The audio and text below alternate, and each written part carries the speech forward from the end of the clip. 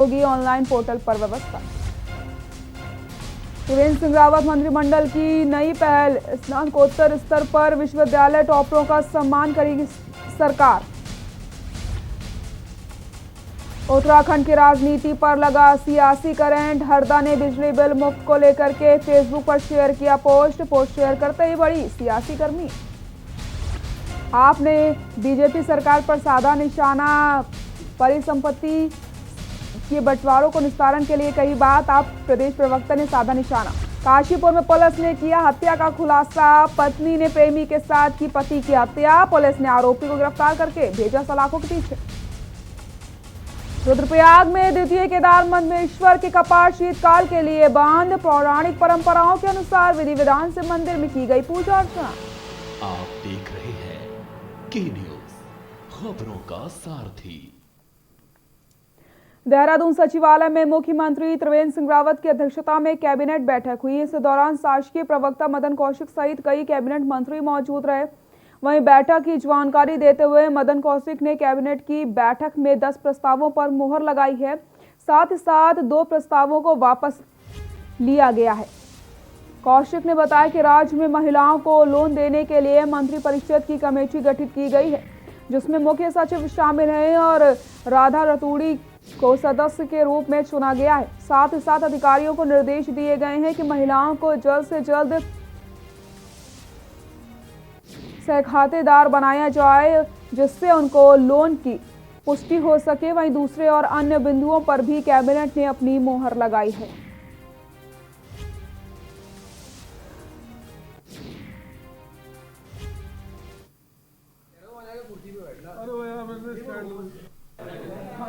एक महत्वपूर्ण निर्णय था आज। माननीय मुख्यमंत्री जी ने एक निर्णय लिया, बहुत ही महत्वपूर्ण निर्णय है। हमारे यहाँ राज्य के अंदर महिलाएं बहुत ही ज़्यादा मेहनती हैं, लेकिन स्वयं सहायता समूह के माध्यम से भी ये उनके संज्ञान में आया कि वो जब लोन के लिए जाती है तो उनको बड़ी दिक्कत होती है, क्योंकि राज्य के अंदर जो भूमि इत्यादि है वो पति के नाम रहती है। तो आज मुख्यमंत्री जी ने निर्णय लिया कि हम एक मंत्री परिषद की कमेटी बनाकर, जिसमें चीफ सेक्रेटरी अध्यक्ष होंगे, राधा रतूड़ी जी सदस्य होंगे, लो सेक्रेटरी सदस्य होंगे, सुशील कुमार सदस्य होंगे। उत्तराखंड के पूर्व मुख्यमंत्री रहे हरीश रावत ने अपने फेसबुक अकाउंट पर एक पोस्ट शेयर किया और उस पोस्ट पर उत्तराखंड की राजनीति में सियासी घमासान का माहौल पैदा हो गया है। क्या कुछ है पूरा मामला, आपको दिखाते हैं।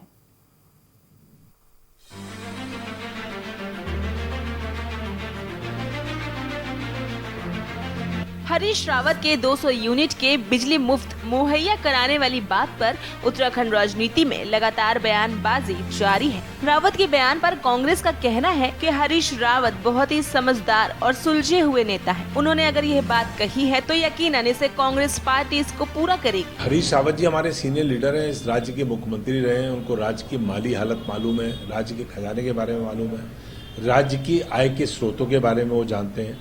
तो उन्होंने कुछ कहा है तो बड़ा सोच समझ के कहा होगा, लेकिन अब ये पार्टी के मैनिफेस्टो कमेटी तय करती है कि हम मैनिफेस्टो में जनता से कौन कौन से वादे करें, किन किन बातों को कहें जिनको हम पूरा कर पाए। बीजेपी की तरह 15 लाख का जुमला हो, किसानों का कर्जे का माफी का हो, ऐसी बात हम नहीं कहेंगे। लोकायुक्त बनाने का मामला हो, जिस बात को हम कर ना पाए, जिस बात को हम कर पाएंगे, चाहे वो बिजली हो, पानी हो या कोई भी रियायत जनता को देनी हो, पार्टी प्लेटफॉर्म पे तय होगा और उसमें पार्टी प्लेटफॉर्म पे जब तय हो जाएगा तो हम लोग घोषणा करेंगे।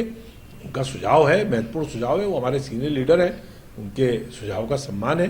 पार्टी के नीतिगत मामलों पर जब चर्चा होगी तो निश्चित तौर पे उनके सुझाव को सम्मान दिया जाएगा और पार्टी तय करेगी। वहीं 2022 विधानसभा चुनाव में पैर जमाने के लिए कड़ा प्रयास करने वाली आम आदमी पार्टी का कहना है कि कांग्रेस पार्टी डरी हुई है और आम आदमी पार्टी की नीतियों पर चलने का सोच रही है। पार्टी का कहना है कि दिल्ली मुख्यमंत्री केजरीवाल ने 200 यूनिट बिजली जनता को मुफ्त में मुहैया कराई और उसी नीति पर अब कांग्रेस चलने की सोच रही है, लेकिन कांग्रेस सिर्फ बोलना जानती है, करना नहीं।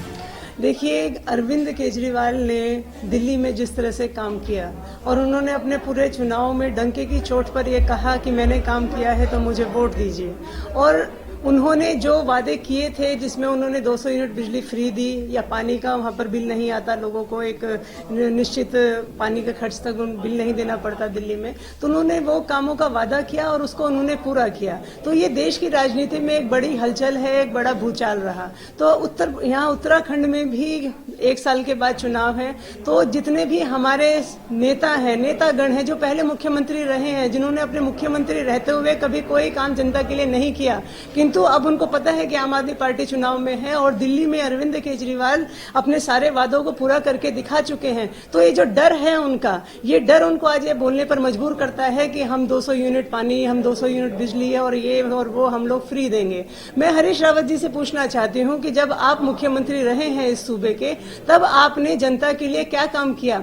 आप अपने उन कामों को गिनाइए और जनता के पास जाकर, जनता के सामने जाकर वोट मांगिए। ये आम आदमी पार्टी की राजनीति की नकल करना बंद कर दीजिए। वहीं सत्ता में बैठी भाजपा सरकार ने भी अपनी प्रतिक्रिया देते हुए कहा कि कांग्रेस पहले उत्तराखंड को अच्छे से समझे और तब बात करे। भाजपा का कहना है कि आम आदमी पार्टी को अपने ज्ञान को बढ़ाने की जरूरत है, जिससे पार्टी को उत्तराखंड के संसाधन और भौगोलिक परिस्थितियों के बारे में पता चलने के बाद ही वादे करने चाहिए। देहरादून से के न्यूज इंडिया के लिए अशोक कुमार की रिपोर्ट।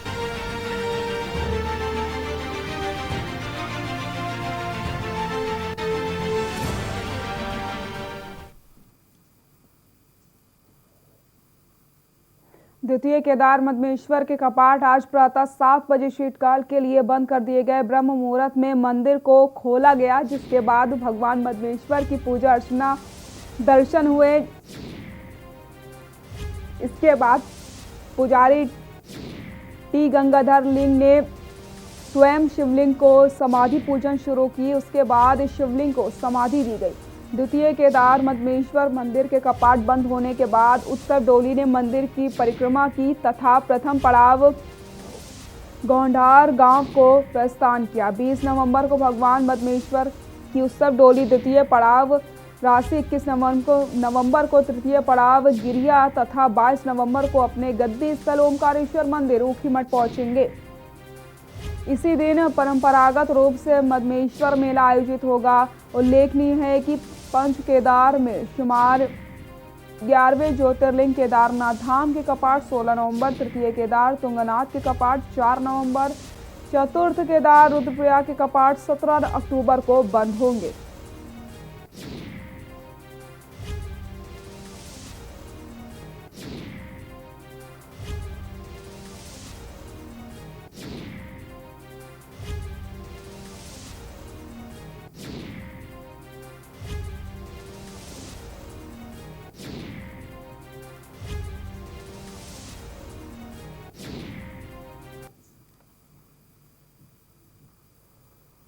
रुद्रप्रयाग जिले के नवनियुक्त जिलाधिकारी मनोज गोयल ने कहा कि जन समस्याओं का निस्तारण उनकी पहली प्राथमिकता होगी। साथ ही साथ आगामी केदारनाथ यात्रा की तैयारियां भी जल्द शुरू की जाएंगी, जिससे तय समय तक सभी व्यवस्थाओं को पूरा किया जा सके।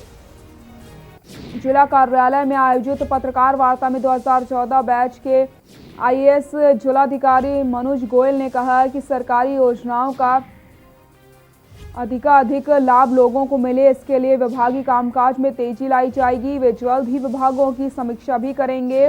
उन्होंने कहा कि जिले की भौगोलिक परिस्थितियों को जानने के लिए वे अलग अलग क्षेत्रों का भ्रमण करेंगे, जिससे जन समस्याओं के बारे में सही जानकारी मिल जाए। कहा कि जिले के समग्र विकास के लिए मीडिया और विभागों के साथ मिलकर कार्य किया जाएगा। साथ ही साथ सुझावों पर भी अमल किया जाएगा, जिससे जिले में बेहतर व्यवस्थाएं बन सके।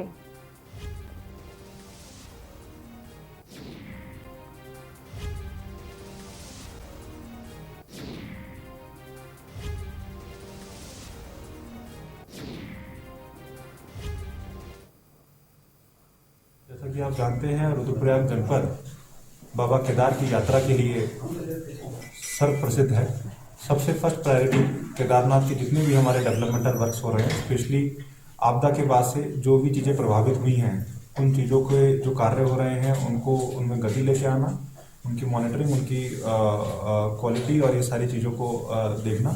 इसके अतिरिक्त जनपद में बहुत महत्वपूर्ण हमारे एनएच के कार्य चल रहे हैं, हमारा रेलवेज के कार्य चल रहे हैं। उन पे विशेष फोकस रहेगा। इसके अतिरिक्त जो एक कोरोना काल में हम लोग चल रहे हैं, तो इसकी स्थिति पे लगातार नियंत्रण बनाए रखना और इसकी स्थिति को इम्प्रूव करना भी एक बहुत महत्वपूर्ण फोकस एरिया रहेगा। डोईवाला क्षेत्र में इन दिनों जनप्रतिनिधियों के हर प्रस्ताव पर सीएम मुहर लगा रहे हैं।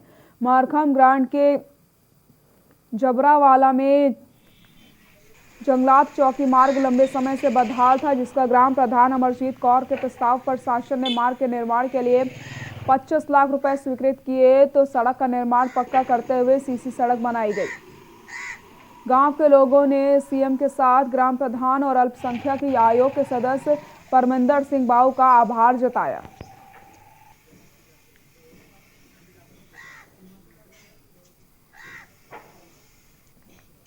क्षेत्र में माननीय मुख्यमंत्री जी के द्वारा बहुत ही विकास के कार्य हो रहे हैं, क्योंकि यहाँ पर जितनी भी सड़कें थी जो बहुत दिनों से बदहाली की हालत में थी, और जितने भी हमारे कार्यकर्ता हैं और हमारे द्वारा भी ग्राम सभा के द्वारा भी जितने प्रस्ताव माननीय मुख्यमंत्री जी को दिए गए हैं, माननीय मुख्यमंत्री जी ने उन पर तुरंत कार्रवाई करते हुए सभी रोडों को पक्का करवा दिया गया है। हमारा बुल्लावाला जबरावाला का जो डबल रोड बना दिया गया है, 4.5-5 करोड़ की लागत से बनाया है।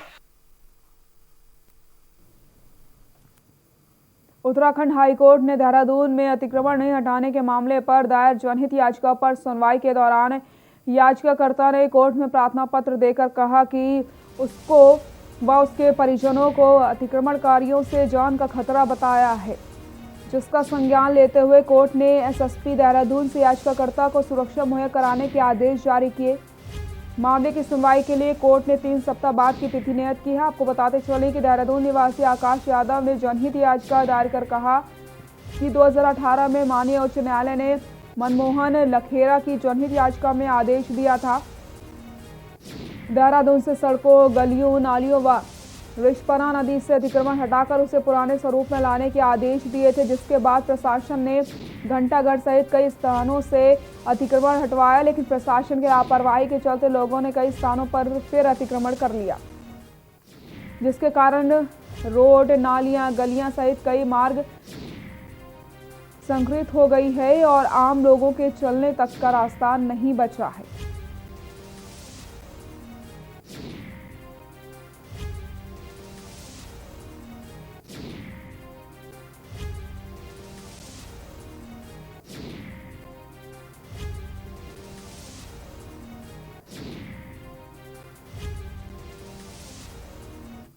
देहरादून अतिक्रमण मामले में याचिकाकर्ता ने माननीय उच्च न्यायालय को ये अवगत कराया है कि उनकी जान को खतरा है और उनके नाम के डेमोस्ट्रेशन भी निकाले जा रहे हैं।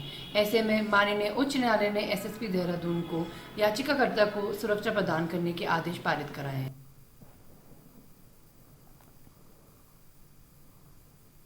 उत्तराखंड और उत्तर प्रदेश के बीच परिसंपत्तियों के बंटवारे का निस्तारण को लेकर के आम आदमी पार्टी ने भाजपा सरकार पर निशाना साधा।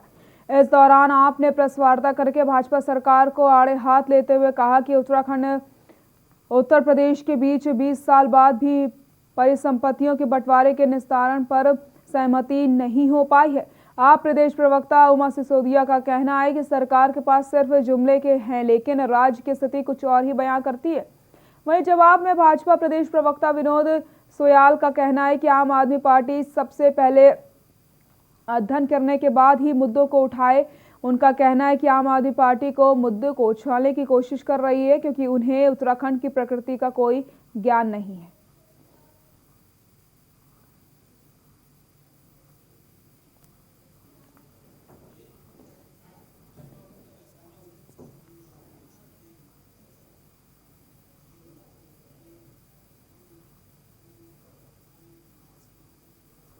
आम आदमी पार्टी है वो अभी मुद्दे उछालने की कोशिश कर रही है, लेकिन और सीधे आपको ले चलते हैं लखनऊ, जहां पर यूपी के मुख्यमंत्री योगी आदित्यनाथ प्रेस कॉन्फ्रेंस कर रहे हैं। जम्मू कश्मीर को लेकर के कांग्रेस पार्टी का जो दोहरा रवैया है, यह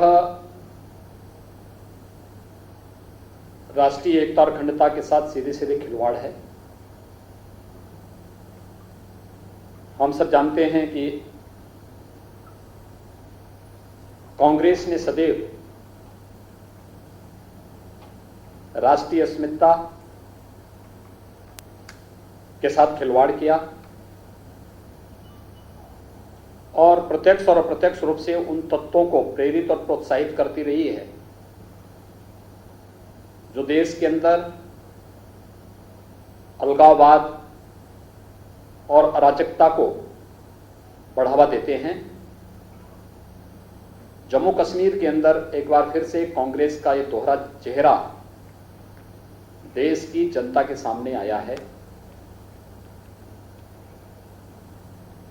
यद्यपि कांग्रेस पार्टी ही इस बात के लिए जिम्मेदार है जिसने एक भारत श्रेष्ठ भारत की परिकल्पना को कभी साकार नहीं होने दिया। जम्मू कश्मीर में धारा 370 को लागू करके, छल से लागू करके जम्मू कश्मीर में न केवल अलगाववाद को बढ़ावा दिया बल्कि जम्मू कश्मीर के अलगाववाद और उग्रवाद के माध्यम से पूरे देश के अंदर आतंकवाद को भी प्रेरित और प्रोत्साहित किया था। देश आभारी है प्रधानमंत्री मोदी जी के और गृह मंत्री अमित शाह जी का, जिन्होंने 5 अगस्त 2019 को कश्मीर से धारा 370 को सदैव समाप्त करते हुए अनुच्छेद 35A के प्रावधान को भी समाप्त करते हुए एक भारत श्रेष्ठ भारत की परिकल्पना को साकार किया। कश्मीर में धारा 370 जो न केवल देश के अंदर अलगाववाद और आतंकवाद का कारण थी, अपितु जम्मू कश्मीर के विकास में भी बाधक थी। उस धारा 370 को हटाने के उपरांत जम्मू कश्मीर के कुछ नेताओं ने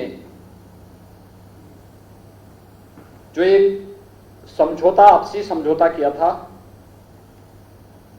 एक उपकार कन्वेंशन कहलाता है, और इस पर हस्ताक्षर करने वाले जो लोग हैं उनमें वहां के क्षेत्रीय दलों के साथ ही कांग्रेस पार्टी के भी नेता हैं।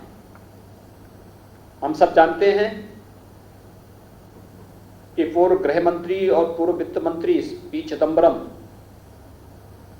जम्मू कश्मीर से धारा 370 की बहाली की बात बार बार करते हैं। कांग्रेस पार्टी के वरिष्ठ नेता श्री गुलाम नबी आजाद 370 की बहाली की बात करते हैं। गुपकार समझौते के बारे में जो मीटिंगें श्रीनगर के अंदर अलग अलग समय में हुई हैं, कांग्रेस के स्थानीय अध्यक्ष के साथ ही अन्य नेताओं की उपस्थिति वहां पर इस बात की ओर स्पष्ट इशारा करती है कि वे लोग दिल्ली में कुछ और बात बोलेंगे, जम्मू कश्मीर में कुछ और कार्य करेंगे। कांग्रेस के शीर्ष नेतृत्व को चाहिए कि गुपकार समझौते के बारे में अपनी स्थिति स्पष्ट करें, अन्यथा उसका यह दोहरा चरित्र न केवल देश की सुरक्षा और संप्रभुता के लिए खतरनाक संकेत कर रहा है, अपितु पूरी कांग्रेस पार्टी को ही कटघरे में खड़ा कर रहा है। देश कांग्रेस पार्टी से इसका जवाब मांगती है। इसका शीर्ष नेतृत्व अपनी स्थिति स्पष्ट करे कि धारा 370 के बारे में कांग्रेस की क्या राय है, जम्मू कश्मीर के विकास के बारे में जो कार्य अब प्रारंभ हुआ है। यही नेता आपस में एक दूसरे पर पहले आरोप लगाते थे और पहले लगातार इस बारे में कहते थे कि जम्मू कश्मीर के लिए आने वाला पैसा वहां के राजनेता नकार जाते हैं। इनके बच्चे अपने आप विदेश में पढ़ते थे, लेकिन वहां के विकास के लिए जाने वाले पैसे को ये लोग अपने फिजूल खर्ची में और अन्य कार्यों में खर्च कर देते थे। पहली बार हुआ है धारा 370 को हटाने के बाद, जब जिला परिषद के माध्यम से, ग्राम पंचायतों के माध्यम से, इनके चुनाव और इनके गठन के माध्यम से विकास की प्रक्रिया को, इन सबको जोड़ने का प्रयास हो रहा है। और ये गुपकार समझौता इसी बौखलाहट का परिणाम है, क्योंकि अगर विकास हो जाएगा तो लोगों को अपने अधिकारों की जानकारी भी होगी, लोग अपने अधिकारों के प्रति जागरूक होंगे, विकास के प्रति आवाज उठाएंगे। इसलिए स्थानीय स्तर पर लोग विकास से न जुड़ सकें, इसके लिए आपस में एक नापाक गठबंधन जम्मू कश्मीर के अंदर बना करके गुपकार समझौते के माध्यम से उन अलगाववादी तत्वों को प्रेरित और प्रोत्साहित करने के साथ ही जिस प्रकार के खतरनाक बयान श्री फारूक अब्दुल्ला के आए हैं, मुफ्ती महबूबा के आए हैं और अलगाववादी नेताओं के आए हैं, उन सभी गुपकार समझौते पर हस्ताक्षर करने वाले दलों और नेताओं के बयान के साथ कांग्रेस पार्टी का जुड़ना अत्यंत खतरनाक संकेत है। और खासतौर पर तब जब हमारी सेना सीमा पर लड़ रही हो, जब हमारे बहादुर जवान, देश के बहादुर जवान जम्मू कश्मीर के अंदर आतंकवाद की लड़ाई को पूरी मजबूती से लड़ रहे, आतंकवाद की सफाई की लड़ाई को पूरी मजबूती से लड़ रहे हों, उन स्थितियों में भारत के आंतरिक मामले में भारत के दुश्मन देशों से मदद लेने की बात करना ये क्या साबित करता है? और कांग्रेस पार्टी को इसके लिए अपनी स्थिति स्पष्ट करनी होगी कि गुपकार समझौता के साथ उनके नेताओं का जुड़ाव किस स्तर का है, उनके साथ मिलकर के स्थानीय स्तर पर जो गठजोड़ किए जा रहे हैं या आखिर किस प्रकृति का है। और कांग्रेस नेतृत्व को इस बात को भी स्पष्ट करना होगा कि गुपकार समझौते की आड़ में राष्ट्र की सुरक्षा और संप्रभुता के साथ किए जा रहे इस खिलवाड़ को आखिर कांग्रेस का नेतृत्व कैसे बर्दाश्त कर रहा है। पूरे कांग्रेस नेतृत्व को एक कटघरे में खड़ा करता है। जम्मू कश्मीर के विकास को अवरुद्ध करने वाला, जम्मू कश्मीर के अंदर स्थानीय स्तर पर विकास की प्रक्रिया को आगे बढ़ाने के लिए जो प्रयास प्रारंभ हुए हैं, उन प्रयासों में आखिर कांग्रेस क्यों बाधक बनना चाहती है? एक भारत श्रेष्ठ भारत की परिकल्पना को साकार होने के बाद आखिर उसमें बाधक बनकर के कांग्रेस पार्टी क्या साबित करना चाहती है? यह देश, यह प्रश्न कांग्रेस नेतृत्व से करना चाहता है और हम लोग इस बारे में कांग्रेस नेतृत्व से पूछना चाहते हैं कि आखिर गुपकार समझौता की आड़ में इस देश की संप्रभुता और सुरक्षा के साथ खिलवाड़ करने की शरारतपूर्ण चेष्टा को कांग्रेस पार्टी का समर्थन किन कारणों से मिल रहा है? चीन और पाकिस्तान जैसे देशों को कश्मीर में धारा 370 की बहाली के लिए आमंत्रित करने की मंशा क्या है और इन बयानों से कांग्रेस का वास्ता किस हद तक है? स्थिति कांग्रेस पार्टी को पूरे देश के अंदर स्पष्ट करनी चाहिए, क्योंकि यह अत्यंत दुर्भाग्यपूर्ण स्थिति है कि देश के अंदर सर्वाधिक समय तक राज करने वाली पार्टी, भारत के संविधान की शपथ खा करके देश के अंदर सर्वाधिक समय तक शासन करने वाली पार्टी आज स्थानीय स्तर पर राजनीतिक स्वार्थों के लिए राष्ट्र की संप्रभुता के साथ खिलवाड़ कर रही है, राष्ट्र की सुरक्षा के साथ खिलवाड़ कर रही है और देश के दुश्मनों के दुस्साहस को बढ़ाने का जो दुस्साहसिक प्रयास कर रही है। इसे किसी भी स्थिति में स्वीकार्य देश नहीं कर सकता है और इसीलिए गुपकार समझौता यह भारत की संप्रभुता के साथ सीधे सीधे खिलवाड़ करने की एक शरारतपूर्ण चेष्टा है। जम्मू कश्मीर के लोगों के विकास को अवरुद्ध करने वाला एक कुत्सित प्रयास है। लोगों को, जम्मू कश्मीर के लोगों को जो आजादी के बाद से कांग्रेस पार्टी के कारण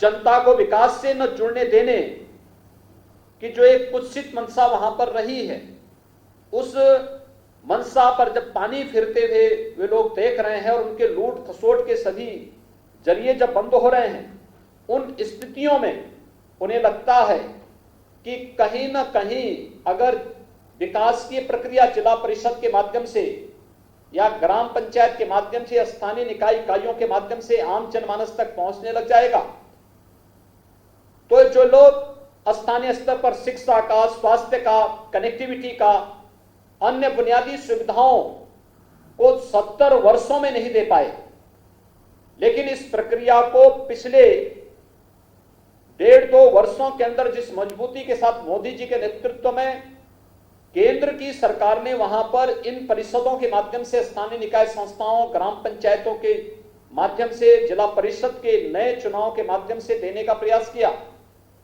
करने का प्रयास कर रही है, तो ये सभी विरोध कि कहीं विकास की प्रक्रिया के साथ ये लोग न जुड़ जाएं, इस दृष्टि से इनके द्वारा ये शरारतपूर्ण चेष्टा करके राष्ट्र की संप्रभुता को भी चुनौती देने की कुत्सित मंशा इनके सामने आई है।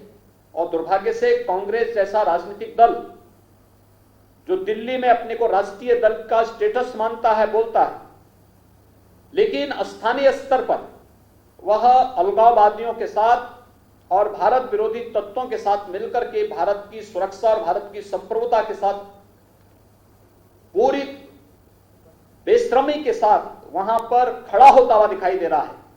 ये बहुत खतरनाक इशारा करता है देश की जनता को। कांग्रेस के इस दोहरे चरित्र को देखना चाहिए। कांग्रेस नेतृत्व के इस रवैये की निंदा भी करनी चाहिए और कांग्रेस नेतृत्व से स्पष्ट पूछा जाना चाहिए कि वो जम्मू कश्मीर के बारे में अपनी नीति को स्पष्ट करें। कोई अधिकार नहीं कांग्रेस के नेतृत्व को कि वो भारत की संप्रभुता, भारत की एकता और अखंडता के साथ खिलवाड़ करें। कोई अधिकार नहीं उन्हें कि जम्मू कश्मीर के लोगों को बुनियादी सुविधाओं से और विकास से वंचित करें। आज जब केंद्र की सरकार इस कार्य को स्थानीय निकाय संस्थाओं के माध्यम से लागू करने का प्रयास कर रही है, तो कांग्रेस का हाथ उन अलगाववादियों के साथ वहां पर दिखाई दे रहा है। यह अत्यंत खतरनाक और शर्मनाक है। हम कांग्रेस नेतृत्व से इस मामले में स्थिति स्पष्ट करने की मांग करते हैं और उनसे कहते हैं कि कांग्रेस का यह दोहरा चरित्र यह देश कतई स्वीकार नहीं कर सकता है। उन्हें स्थिति स्पष्ट करनी चाहिए और उनके नेताओं के द्वारा स्थानीय स्तर पर जो बयानबाजी की गई है और जिस प्रकार से समझौते के साथ जुड़ करके एक बार कश्मीर को फिर से उग्रवाद की आग में झोंकने, आतंकवाद की आग में झोंकने का जो कुत्सित प्रयास किया जा रहा है, इसके लिए उन्हें देश की जनता से माफी मांगनी चाहिए।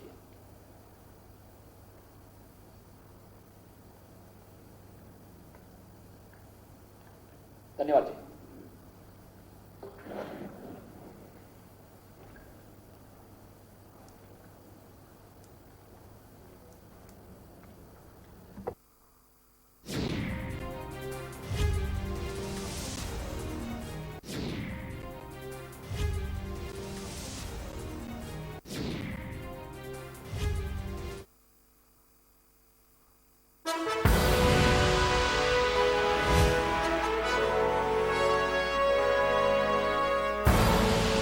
आप देख रहे हैं के न्यूज, खबरों का सारथी।